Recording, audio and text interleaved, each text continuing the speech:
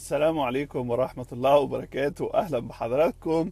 أهلا بكل الأحرار من المحيط للخليج. يعني المهزأ بيبقى مهزأ في كل حتة بيروحها، وبيجيب التهزيء لنفسه وللأشخاص اللي بيمثلها أو الدولة اللي بيمثلها في كل مكان. طبعا حضراتكم تفتكروا لما عبد الفتاح السيسي العبيط راح الأمم المتحدة، وكانوا بيشاوروا له انه يروح مكان وقام باصص في السقف وراح مكان تاني. وما تفهمش ايه موضوع البص في السقف يعني عند عبد الفتاح السيسي. وفي ايطاليا قالوا عليه انه الاخرق، وكان الحارس بتاعه ماشي وراه زي العبيط ضد البروتوكول. قمة الكوميديا والعته. يعني والنهارده سمعنا ان حصلت خناقه بين حراس هيثم بن مليكه الهبله، ان الحرس الاوغندي ضرب الحرس بتاع عبد الفتاح السيسي، لزقهم على قفاهم. طبعا المشكله حضراتكم في الموضوع ده ان هم اتلزقوا على قفاهم. يعني في شقين في الموضوع.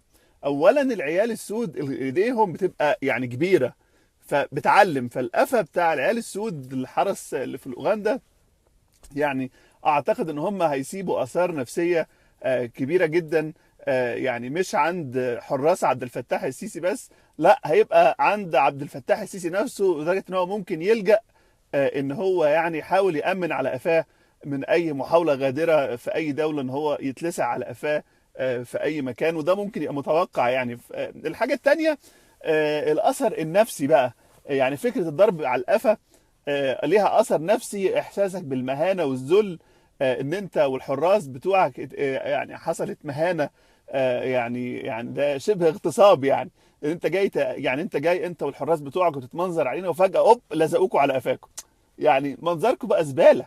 يعني يا جدعان مش ممكن يعني تروحوا في اي حته تلزقوا على قفاكم وتسافروا بره، تستخبى في الفندق وتنزل من سلم الخدامين.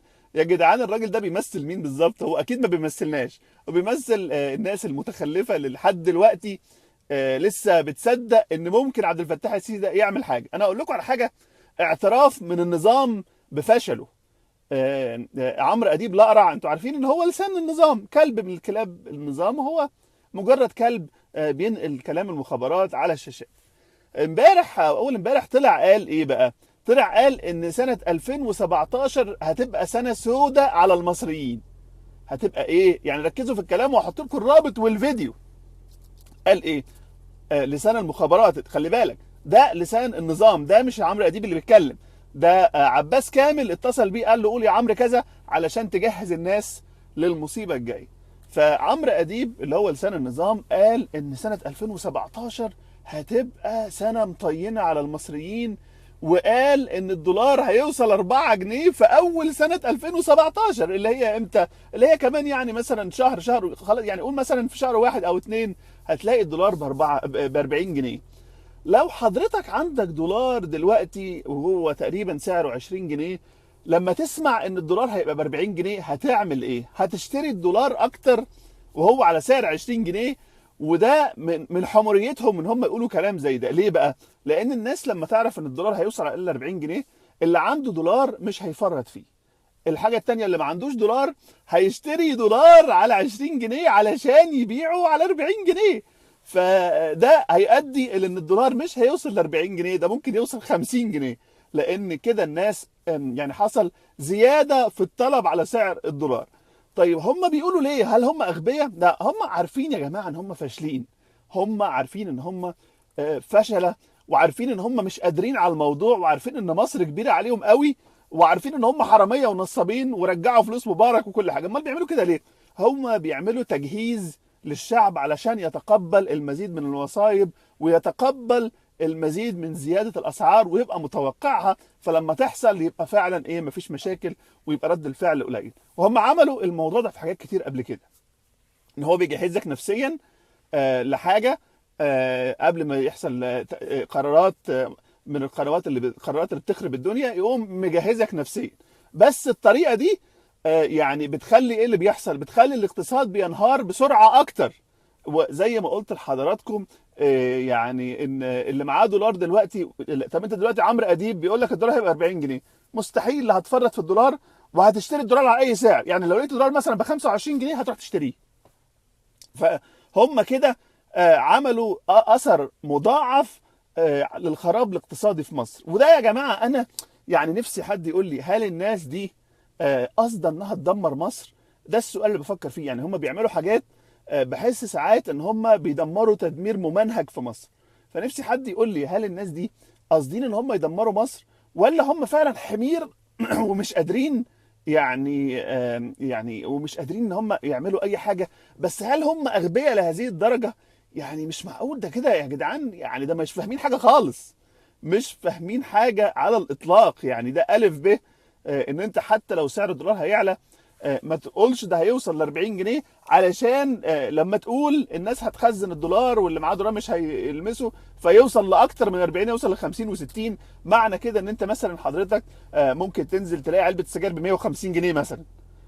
ممكن مثلا تنزل تشتري طبق الفول، يعني مثلا ما فيش حتى طبق فول ب 5 جنيه دلوقتي، تقول له مثلا عايز طبق فول ب 50 جنيه، يدي لك معلقتين صغيرين كده. تخيل يعني كان في اسره زمان، مش زمان قوي، كان في اسره مثلا ممكن تجيب طبق فول ب 5 6 جنيه وياكلوا مع بعض، يفطروا مع بعض، او يوم الجمعه ياكلوا من الطبق ده مع بعض.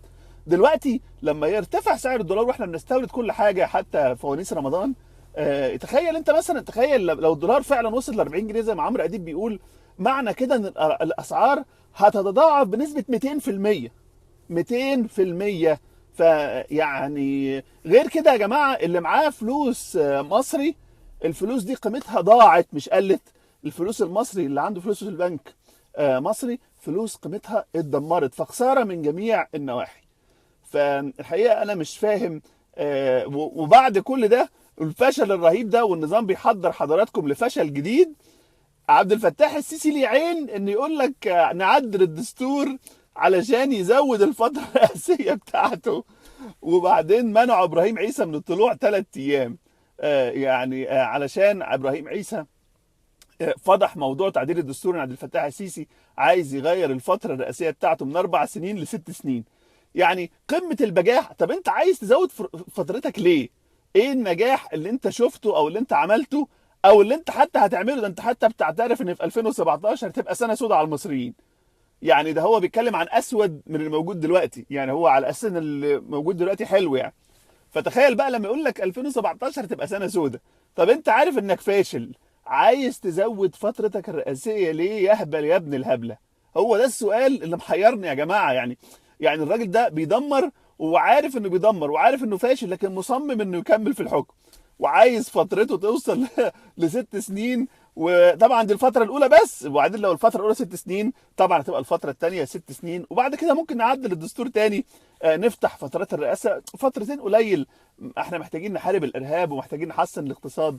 12 سنة يعني قليلين، احنا محتاجين حاجة أكتر من كده شوية. فنفتح الفترات الرئاسية زي ما عمل مبارك وعدل الدستور. ويعني التاريخ بيعيد نفسه، والعسكر هم بغباوتهم ما عندهمش حاجة جديدة. لكن الحق يتقال، مفيش زي عبد الفتاح السيسي مهيطل ابن مليك الهبلة. يعني مفيش زيه. يعني الخراب اللي بيحصل ده ما حصلش من ايام الملك مينا موحد القطرين.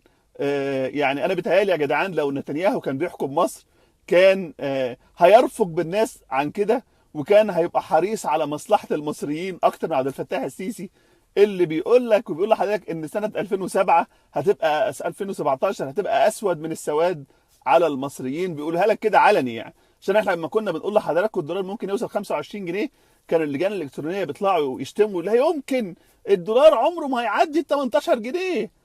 دلوقتي يعني زي ما حضراتكم شايفين النظام بيعترف انه فاشل، وبيعلن هذا على الملأ، وفي نفس الوقت كمكافأة ليه على فشله بيطالب حضراتكم ان انتوا تقبلوا غير ان انتوا قبلتوا الخراب الاقتصادي، ان انتوا تقبلوا كمان ان هو يزود الفتره الرئاسيه بتاعته عشان الخراب يبقى اكتر، يعني عشان يعني يخلي المصريين كلهم يشحتوا.